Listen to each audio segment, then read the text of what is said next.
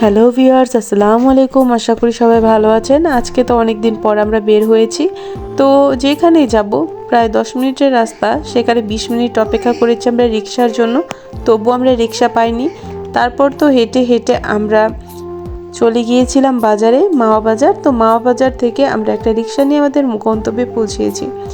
তো এখানে এসেছিলাম, এটা হচ্ছে একটা কেকের সামগ্রী বিক্রি করে বাড়িতেই, সেই গোডাউনে চলে এসেছিলাম। তো আমার মেয়ে আমার মতো এক একটা নাড়ছে আর বলছে এটার দাম কত। আপুটা হাসছিল, যে আপুর কাছে আমরা নিতে গিয়েছিলাম কেকের জিনিসপত্রগুলি। সে অবাক হয়ে গেছে যে এতটুকু মেয়ে এত কথা জানে। সে খুব পক পক করছিল। তো আমরা সব জিনিস আমাদের নেওয়া শেষ হলো, তো আপু দাম করছে।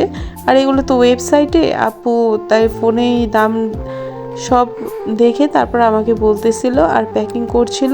তারপর তো আমি পার্লার গিয়ে একটা কসমেটিকের দোকানে গিয়েছিলাম।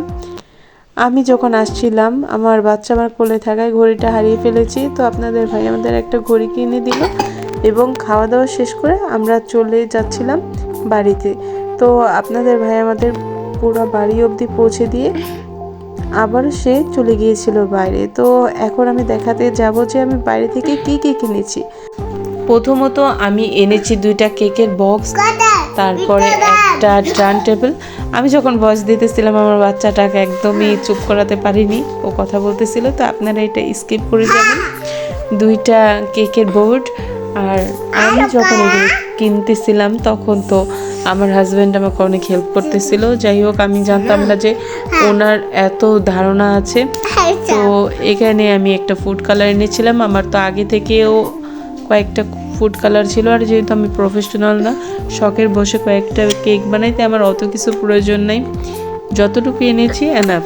তো আমার হাতের কেক অতটা ভালো হয় না বা অতটা সুন্দর হয় না প্রফেশনাল মানুষের মতো, আমি তারপর চেষ্টা করি আর কি।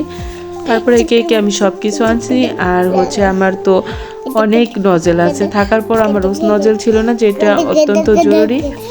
আর এখানে আমার ছেলে কিছু চকলেট রাখলো, তো এই চকলেট আরও অনেকগুলোই ছিল, তো বলতেছে আম্মু রাখো, সুন্দর হবে। আমি কেক বানিয়ে কি কি করলাম, কোথায় নিয়ে গেলাম, তো সব কিছুই আমি আপনাদের সাথে শেয়ার করব। অবশ্যই আমার পাশে থাকবেন, আর আমার ছোট চ্যানেলটাকে আপনারা লাইক, কমেন্ট এবং সাবস্ক্রাইব করে আমার স্বপ্ন পূরণের দিকে নিয়ে যাবেন। আমি যেহেতু নতুন ব্লগ করি, আমার অনেক ভুল ত্রুটি আছে, আপনারা সেই ভুল ত্রুটিগুলি স্কিপ করবেন। আল্লাহ হাফেজ।